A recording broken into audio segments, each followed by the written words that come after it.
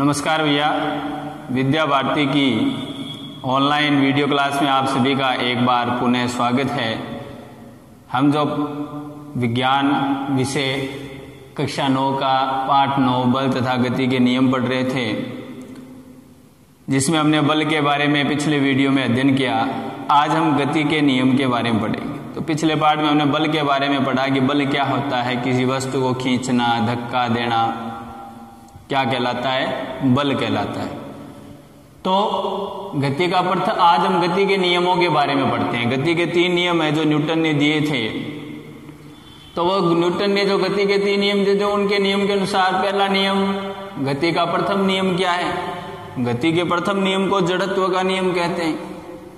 तो गति का प्रथम नियम क्या है कि गति के प्रथम नियम के अनुसार कोई वस्तु स्थिर है या गतिशील है। कोई वस्तु मान लीजिए स्थिर है और कोई दूसरी वस्तु गतिशील है। तो कोई वस्तु यदि स्थिर है या मान लीजिए गतिशील है, तो वह तब तक उसी अवस्था में रहेगी जब तक कि उस पर बाह्य बल आरोपित नहीं होता है, कि जब तक उस पर कोई बाह्य बल आरोपित नहीं होता है। ठीक है, जैसे ये कोई टेबल है या कोई बक्सा है, ये बक्सा तब तक है वो अपनी स्थिति में रहेगा, विराम अवस्था में रहेगा, जब तक कि उस पर कोई बाह्य बल लगाया नहीं जाएगा। या कोई गाड़ी है तो ये जब तक चलती रहेगी जब तक उस पर बाह्य बल जैसे ब्रेक नहीं लगाया जाता है। तो कोई वस्तु यदि विराम अवस्था में है तो वो विराम अवस्था में रहेगी, कोई वस्तु गतिशील है तो वो गतिशील रहेगी, जब तक कि उस पर कोई बाह्य बल आरोपित नहीं किया जाता है। तो ये गति का प्रथम नियम होता है। अब कोई वस्तु विराम अवस्था में क्यों रहना चाहती है, गतिशील है तो वो गतिशील क्यों रहना चाहती है? तो उसका कारण है जड़त्व। उसका क्या कारण होता है? जड़त्व।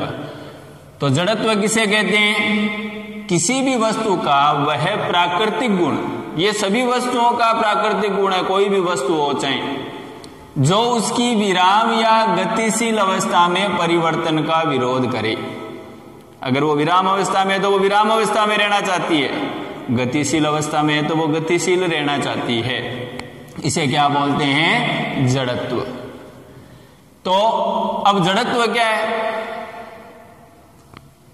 किसी भी वस्तु के द्रव्यमान का माप उसका जड़त्व का माप होता है। अब जड़त्व को मापेंगे कैसे? तो उसके द्रव्यमान से मापते हैं। कोई आपको पूछे जड़त्व का माप क्या होता है, तो उस वस्तु का जो द्रव्यमान होता है वही जड़त्व का माप होता है। अगर उस वस्तु का द्रव्यमान ज्यादा है तो उसका जड़त्व भी ज्यादा होगा, अगर द्रव्यमान कम है तो उस वस्तु का जड़त्व कम होगा।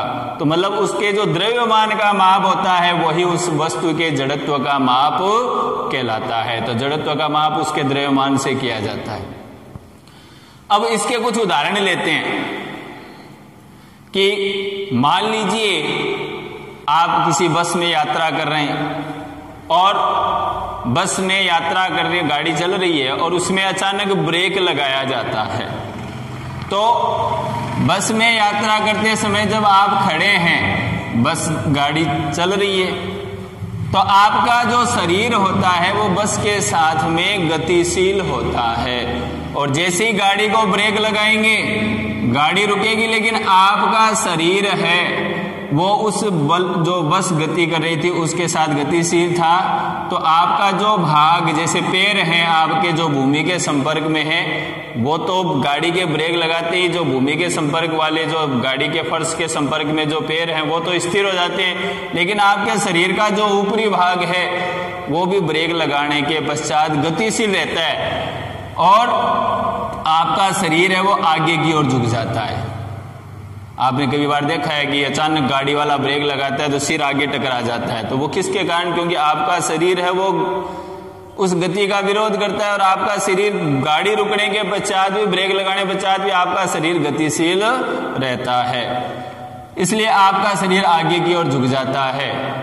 और इस एक जैसे गाड़ी है वो रुकी हुई है, आप उसमें खड़े हैं और अचानक वो चलना शुरू कर दे, तो बस जब रुकी हुई थी तो आपका शरीर भी बस के साथ में स्थिर अवस्था में था, विराम अवस्था में था, गाड़ी चलना प्रारंभ करेंगी तो आपके जो पैर हैं वो तो गाड़ी के साथ गति करेंगे, लेकिन आपके शरीर का ऊपरी भाग है वो अभी भी विराम अवस्था में रहे, इसलिए वो पीछे की ओर झुक जाता है। तो ये किसके उदाहरण हो गए? ये हो गए जड़त्व के उदाहरण कि कोई भी वस्तु है वो अपनी स्थिति परिवर्तन का क्या करती है? विरोध करती है। वो क्या कहलाता है? जड़त्व कहलाता है। तो चलती बस में अचानक रुकने पर यात्री का आगे की ओर झुक जाना किसका उदाहरण है? जड़त्व का। बस के अचानक चलने पर यात्री का पीछे की ओर झुकना वो किसका उदाहरण है? जड़त्व का। अब एक उदाहरण और लेते हैं, जैसे पेड़ की शाखाओं को हिलाने पर पत्तों या फलों का झड़ना। अब यदि आप पेड़ की शाखा को हिलाओगे तो पेड़ की शाखा पर जो पत्ते लगे हुए हैं, फल लगे हुए हैं, वो विराम अवस्था में थे, शाखा भी विराम अवस्था में थी। तो आपने शाखा को हिलाया तो पत्ते और फल है वो अपनी स्थिति परिवर्तन का क्या करेंगे? विरोध करेंगे कि नहीं हम तो स्थिर रहेंगे। और वो अगर स्थिर रहेंगे तो वो शाखा हिलाने से जो पत्ते हैं और फल है वो क्या हो जाते हैं? नीचे गिर जाते हैं। क्यों? क्योंकि वो शाखा के या अवस्था परिवर्तन के विरोध कर रहे हैं, और अवस्था परिवर्तन का विरोध करने के कारण वो शाखा से टूटकर क्या हो जाते हैं? नीचे झड़ जाते हैं। ऐसे ही जैसे हम कोई कंबल है या रजाई है, उसको जब हम हिलाते हैं, उसको झाड़ते हैं, तो उसमें से मिट्टी के कण अलग क्यों होते हैं? क्योंकि जब आप उसको ऐसे झटका लगाते हो तो उसकी जो कंबल है वो तो गति करता है, लेकिन उस कंबल के अंदर जो मिट्टी के कण है जिनका कुछ द्रव्यमान होता है, तो वो अपने द्रव्यमान के कारण अपनी अवस्था परिवर्तन का विरोध करते हैं और मिट्टी के कण है वो कंबल से क्या हो जाते हैं? अलग हो जाते हैं। तो अब इसको हम एक प्रैक्टिकली समझते हैं। जैसे ये एक हार्ड कागज लिया, इसको जब हम गिलास लिया, इस पे हम एक सिक्का रखते हैं।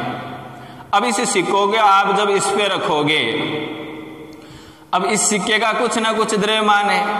अब आप इस कागज पर चोट मारोगे तो वो सिक्का है वो कागज की, आपने कागज की चोट मारी है, सिक्का उसके ऊपर है, तो सिक्का है वो अपना अवस्था परिवर्तन का क्या करेगा? विरोध। तो जैसे आप सिक्के को, इस कागज को, कार्ड को चोट मारोगे तो सिक्का है वो कहाँ गिर गया?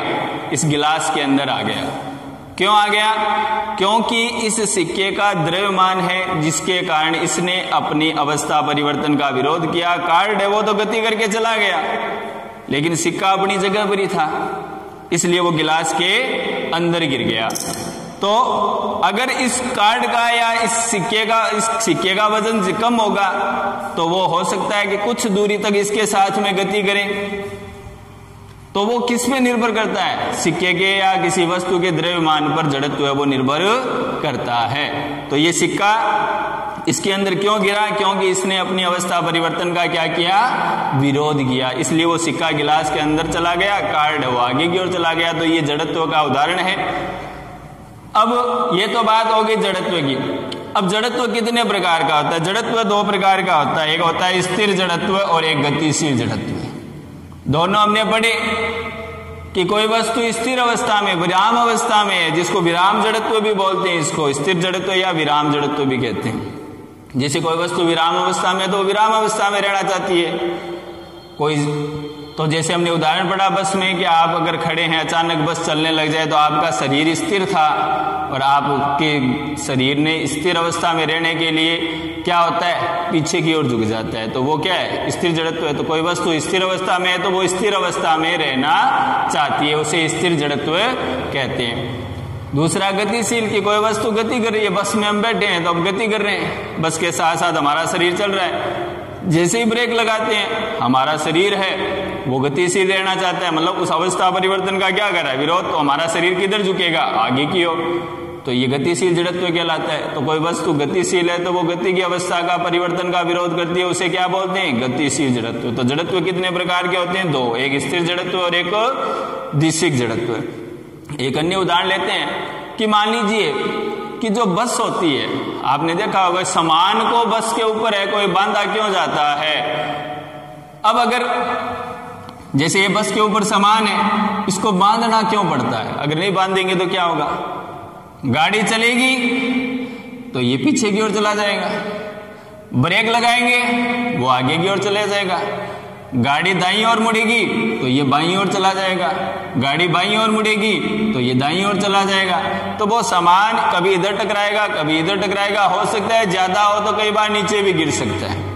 इसलिए सामान को बस पे या गाड़ियों पे रखा जाता है तो उसको बांधा जाता है ताकि वो ब्रेक लगाने पे या जड़त्व के कारण वो विरोध करेगा, तो इसलिए सामान टूट सकता है। तो ऐसे अनेक जड़त्व के उदाहरण हैं जिसके द्वारा हम समझ सकते हैं गाड़ी को। अगर आप गाड़ी में खड़े हैं, आप जैसे बाईं ओर गाड़ी मुड़ती है तो आपका शरीर किधर झुकेगा? दाईं ओर। गाड़ी दाईं ओर घूमेगी तो आपका शरीर किधर जाएगा? बाईं ओर, क्योंकि आपका शरीर वो सीधी रेखा में गति करता है, इसलिए वो दिशा परिवर्तन का क्या करता है? विरोध करता है। तो उसे हम जड़त्व का ही ये अनेक उदाहरण है जिससे हम समझते हैं। अब गति का तीसरा नियम,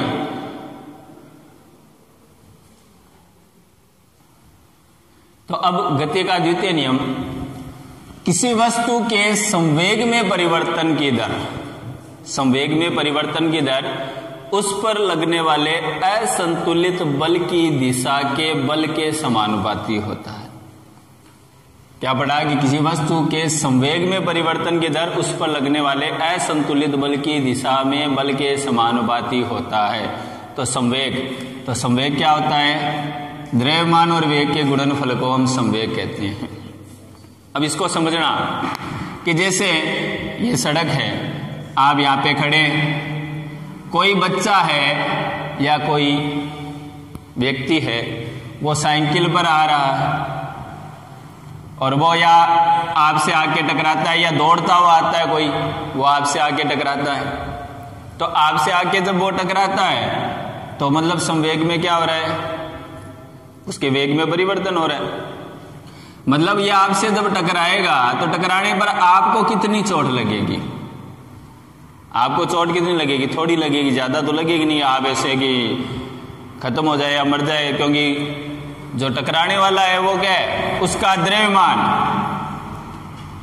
कम है, उसका वेग भी सामान्य ही होता है। तो मतलब जब कोई सामान्य द्रव्यमान की वस्तु सामान्य वेग से आपसे टकराती है तो आपको नुकसान कम होता है। अब अगर वही एक स्थिति अलग देखेंगे, जैसे ये ट्रक है और ये ट्रक आपसे आके टकराएगा, इसका द्रव्यमान बहुत ज्यादा है, उसका वेग चाहे कम हो, तो वो जब आपसे टकराएगा तो आपको चोट बहुत ज्यादा लगेगी। तो कहने का मतलब जो नुकसान जो हो रहा है, एक तरह से जो नुकसान है वो किस किस चीज पर निर्भर कर रहा है? एक तो द्रव्यमान पर निर्भर करता है, एक वेग पर निर्भर करता है। अब जैसे आप इसको ऐसे समझो कि वेग पर कैसे करता है, इसमें मान लीजिए ट्रक का वेग चाहे कम हो, लेकिन दोनों का जब गुणनफल होता है m गुणा v, तो उसके मान पर निर्भर करता है, और वो मान है वो क्या कहलाता है? संवेग। उसे बोलते हैं संवेग। द्रव्यमान और वेग के गुणनफल को संवेग कहते हैं। अब जैसे एक गोली है, गोली आपकी तरफ आती है, गोली का द्रव्यमान तो कम होता है, मतलब m तो कम है, द्रव्यमान तो कम होगा, लेकिन उसका वेग क्या होगा? बहुत ज्यादा होगा। तो द्रव्यमान उसका कम है लेकिन वेग ज्यादा है, तो वो क्या होगी? आपके शरीर के आर पार भी निकल सकती है, अंदर तक जा सकती है। अगर उसकी जगह आप कोई छोटा सा कोई पत्थर मारते हैं या कोई ढक्कन लगा मारते हैं, आप जो बोतल का ढक्कन है वो किसी के मारेंगे तो उससे आदमी नहीं मरता या उसको ज्यादा हानि नहीं पहुंचती। लेकिन कम द्रव्यमान की वस्तु अगर उसका वेग बहुत ज्यादा है तो वो आपको नुकसान पहुंचा सकती है। तो इस प्रकार से जो संवेग क्या हो गया? संवेग होता है वो द्रव्यमान और वेग के गुणनफल को कहते हैं। अब संवेग जिस वस्तु का जितना ज्यादा होगा वो उतना ही नुकसान पहुंचाएगी, जिसका संवेग कम होगा वो कम नुकसान पहुंचाएगी।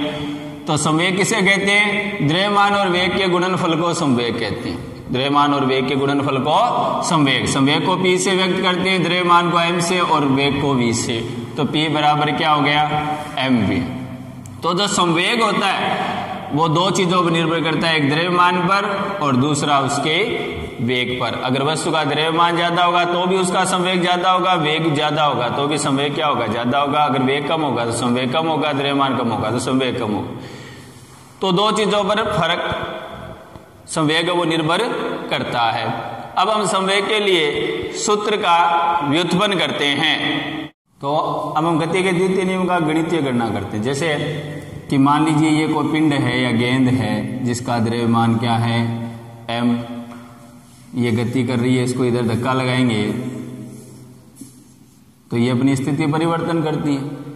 तो मान लीजिए इसको यहाँ इसके अपनी स्थिति परिवर्तन यहाँ से यहाँ तक आने में मान लीजिए t समय लगता है। इसका मान लीजिए ये जब पहले जो इसकी स्थिति थी उसका वेग मान लीजिए u है, इसका अंतिम वेग मान लीजिए ये v है। तो अब इसका संवेग कितना होगा? तो मान लीजिए पहले इसका संवेग है वो p1 माने, तो इसका संवेग कितना हो गया m गुणा u। संवेग की हमने परिभाषा पढ़ी कि p1 बराबर क्या हो गया m गुणा u। अब उसका संवेग बढ़कर p2 हो गया जिसका मान हो गया mv। हमने गति का द्वितीय नियम क्या पढ़ा? किसी वस्तु के संवेग में परिवर्तन। तो संवेग में परिवर्तन हो गया, पहले उसका संवेग mu था, अब क्या हो गया mv हो गया। इसकी दर मतलब होता है कि समय का जब संवेग में परिवर्तन में दर का भाग दे दे, समय का भाग दे दे तो वो उसकी दर आ जाती है। यानी 1 सेकंड में या 1 मिनट में उसके संवेग में जो परिवर्तन होता है उसे संवेग में परिवर्तन की दर कहते हैं। एक निश्चित समय का भाग देने पर उसका एक निश्चित मान आता है वो संवेग। तो संवेग में परिवर्तन की दर, तो संवेग में परिवर्तन क्या होता है? संवेग में परिवर्तन, तो संवेग में परिवर्तन क्या होगा p2 माइनस p1, अंतिम संवेग माइनस प्रारंभिक संवेग। और p2 का मान कितना है mv माइनस p1 का मान mu। तो ये प्रारंभिक संवेग अंतिम से p2 माइनस p1। और ये तो संवेग में परिवर्तन आ गया। संवेग में परिवर्तन की दर, तो दर की बात करेंगे तो m कॉमन आ गया इसमें, तो v माइनस u हो गया। समय का भाग दे दे तो ये संवेग में परिवर्तन की दर, तो संवेग में परिवर्तन की दर को बल बोलते हैं f। इसको हम किससे व्यक्त करते हैं? f से। संवेग में परिवर्तन समानुपाती का निशान लगाते हैं तो इसमें f से व्यक्त करते हैं तो f समानुपाती क्या हो गया m v माइनस u बटा t। तो f का मान m v माइनस u बटा t। अब हमने पढ़ा है त्वरण की परिभाषा से। त्वरण की परिभाषा क्या बोलती है? वेग में परिवर्तन की दर को त्वरण कहते हैं। वेग में परिवर्तन की दर को क्या बोलते हैं? त्वरण। तो त्वरण को a से व्यक्त करते हैं तो a होता है अंतिम वेग माइनस प्रारंभिक वेग बटा समय। तो वेग में परिवर्तन की दर क्या होती है? a बराबर v माइनस u बटा टी। तो यहाँ पे जो v माइनस u बटा टी है उसकी जगह क्या आ जाएगा a, तो m गुणा a। तो f समानुपाती m गुणा a आ गया। इसकी जगह हमने त्वरण की परिभाषा से मान रख दिया। अब जब समानुपाती का निशान हटाते हैं तो कोई नियतांक आता है, जैसे यहाँ पे नियतांक ले लिया हमने k, तो k m गुणा a। अब अगर हम द्रव्यमान को, जो m द्रव्यमान है उसको हम 1 किलो मान लें और जो त्वरण है a उसको 1 मीटर प्रति सेकंड स्क्वायर मान लें, तो m गुणा a का मान कितना हो जाएगा? m गुणा a बराबर 1 गुणा 1 बराबर हो गया 1। अगर इसका मान 1 हो गया तो f बराबर क्या हो गया? तो f का मान, इसका मान यदि 1 हो गया तो f का मान, k का मान भी क्या हो जाएगा? k का मान भी 1 हो जाएगा, इकाई हो जाएगा। तो f बराबर k बराबर 1 ले लेंगे, तो k बराबर नियतांक का मान 1 ले लेंगे तो f बराबर क्या आ जाएगा? ma। k का मान क्या लिया? 1 इकाई। तो k का मान जब 1 इकाई लेंगे तो f बराबर क्या हो गया? ma। इसे हम क्या मानते हैं? ये गति का द्वितीय नियम का गणितीय गणना हो गई। f बराबर ma होता है, यानी बल की परिभाषा। तो संवेग में परिवर्तन की दर, उस पर लगने वाले असंतुलित बल। असंतुलित बल वो बल होता है जो किसी वस्तु की स्थिति से वो गतिशील है तो उसको विराम अवस्था में लाने का प्रयास होता है, अगर वो विराम अवस्था में तो उसको गति में लाने का प्रयास होता है। तो लगने वाले असंतुलित बल की दिशा के बल के समानुपाती, दिशा मतलब हमेशा उसके विपरीत होगी। हमेशा क्या होती है असंतुलित बल की दिशा, उसकी विपरीत या उसकी दिशा में हो सकती है। अगर हम उसकी दिशा में लगाएंगे तो वो दिशा में होगा, विपरीत होगा तो विपरीत होगा। तो F बराबर क्या आ गया ma। वो कब आया, जब हमने ma का मान 1 इकाई लिया तो k का मान भी क्या हो गया 1 इकाई। तो F बराबर हम इकाई लेते हैं k का मान, तो F बराबर क्या आ जाएगा ma। तो ये गति का हो गया द्वितीय नियम। अब हम गति के तीसरे नियम का उपयोग करते हैं। इसका एक उदाहरण देखते हैं। मान लीजिए आपने कभी क्रिकेट देखते हैं तो उसमें एक खिलाड़ी जो होता है जब कैच लपकता है, मतलब ये ध्यान रखना कि जो संवेग परिवर्तन होता है वो समय पर भी निर्भर करता है ना, संवेग में परिवर्तन की दर तो समय। अगर हम किसी वस्तु के वेग में परिवर्तन की दर को में समय ज्यादा लगेगा तो हानि कम होगी, क्योंकि टी का भाग लग रहा है, बल के विपरीत है टी। तो अगर हम उसका मान करेंगे तो टी का मान अगर ज्यादा होगा तो हानि कम होगी, अगर टी का मान कम होगा, क्योंकि ये व्युत्क्रमानुपाती है। एफ टी के क्या है व्युत्क्रमान। आपने खिलाड़ी को देखा होगा जब कैच लपकते हैं हाथ पीछे क्यों करते हैं, उसका एक औचित्य है कि अगर वो हाथ अपनी जगह रखेगा तो संवेग में जो परिवर्तन में लगा समय है वो कम होगा, और अगर पीछे हटाएगा तो वो समय बढ़ गया। समय बढ़ गया तो उसमें खिलाड़ी को हानि होने की संभावना कम है, वरना क्या होगा गेंद या तो हाथ से लगेगी, चोट लगने की संभावना आ गई, या फिर वो कैच आगे गिर जाएगा।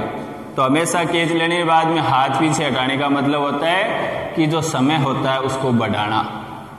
तो ये है दूसरा नियम, गति का नियम, जिसे संवेग का नियम, बल का सूत्र इसमें हम प्रतिपादित करते हैं। तो ये है। अब हम गति का तृतीय नियम पढ़ते हैं कि जब कोई एक वस्तु दूसरी वस्तु पर बल लगाती है, कोई भी एक वस्तु जब दूसरी वस्तु पर, जैसे ये वस्तु है, ये इस दूसरी वस्तु पर बल लगा रही है, तो ये दूसरी वस्तु भी पहली वस्तु पर बल वापस लगाएगी, और जितना ये वस्तु दूसरी वस्तु पर बल लगाएगी उतना ही बल दूसरी वस्तु पहली वस्तु पर लगाएगी। लेकिन दिशा दोनों की क्या होगी विपरीत, दिशा दोनों की क्या होगी विपरीत। इसे हम क्रिया प्रतिक्रिया नियम भी कहते हैं। तो जब कोई एक वस्तु दूसरी वस्तु पर बल लगाती है तो दूसरी वस्तु भी पहली वस्तु पर समान परिमाण का विपरीत दिशा में क्या लगाती है बल लगाती है। इसे क्रिया प्रतिक्रिया नियम भी कहते हैं। क्यों? क्योंकि पहली वस्तु द्वारा दूसरी वस्तु पर लगाया बल है वो क्रिया बल है, दूसरी वस्तु पहली वस्तु पर लगाती है वो प्रतिक्रिया बल है। वो कौन सा बल है? प्रतिक्रिया बल। तो क्रिया बल और प्रतिक्रिया बल दोनों बराबर होते हैं। दोनों क्या होते हैं? क्रिया बल बराबर होता है किसके? प्रतिक्रिया बल के। लेकिन माइनस का मतलब दोनों बराबर है लेकिन विपरीत है। माइनस ऋणात्मक चिन्ह क्या प्रदर्शित करता है कि ये दोनों बल एक दूसरे के क्या है विपरीत दिशा में लग रहे हैं, इसलिए इनमें से एक का मान ऋणात्मक लिया जाता है जो इनके विपरीत होने को दर्शाता है। जैसे इनके उदाहरण पढ़ते हैं कि हम पृथ्वी पर कैसे चलते हैं। हम पृथ्वी पर कैसे चल पाते हैं? आपने देखो, आप जब चलते हो तो आपका पैर का पंजा पृथ्वी को पीछे की ओर धकेलता है, तो आपका पंजा है, पैर है, वो पृथ्वी को पीछे की ओर बल लगा रहा है। उतने ही परिणाम का बल है वो पृथ्वी पर आगे की ओर लगेगा, पृथ्वी अपने ऊपर लगाएगी शरीर पर, तो हम आगे की ओर क्या करते हैं? गति करते हैं। तो कहने का मतलब हम पृथ्वी पर पीछे की ओर बल लगाते हैं, जितना बल हम लगाएंगे उतना ही बल पृथ्वी हमारे शरीर पर आगे की ओर उसके विपरीत दिशा में बल लगाएगी और हम आगे की ओर गति करेंगे। तो इसी के कारण हम गति कर सकते हैं। तो जब हम पृथ्वी पर पैरों से पीछे की ओर बल लगाते हैं तो पृथ्वी भी उतने ही परिमाण का विपरीत दिशा में बल लगाती है, जिसके कारण हम चल सकते हैं। दूसरा उदाहरण, जैसे उदाहरण काफी है, जैसे हम एक नाविक का नाव का उदाहरण लेते हैं कि जो नाव होती है, नाव में जो पतवार होती है, नाविक होता है, उस पतवार से पीछे की ओर पानी में बल लगाता है। ये पानी है, वो पतवार से पानी को किधर धकेलता है? पीछे की ओर। तो वो पीछे की ओर जब पानी को धकेलेगा तो पानी उस पर आगे की ओर बल लगाएगी, जितना वो बल पीछे लगाएगा पानी आगे की ओर भी बल लगाएगा, जिसके कारण नाव किधर चलेगी? आगे की ओर। तो ये भी एक क्या है? क्रिया प्रतिक्रिया का नियम है, का उदाहरण है। अब जैसे कोई तैराक है, वो तैरता है तो वो अपने हाथों को क्या करता है, पानी को पीछे धकेलता है हाथों से, तो पानी उस पर किधर बल लगाएगा, आगे की ओर, जिसके कारण वो तैराक आगे की ओर क्या करता है, गति करता है। ऐसे रॉकेट है, तो रॉकेट जब वो चलता है तो रॉकेट क्या करता है, पीछे की ओर गैस निकलती है ना उसमें, तो वो गैस से वो पीछे की ओर क्या करता है, बल लगाता है और रॉकेट किधर जाता है, ऊपर की ओर। तो इस प्रकार से अनेक उदाहरण है जिससे हम क्रिया प्रतिक्रिया नियम, गति का तीसरा नियम पढ़ते हैं।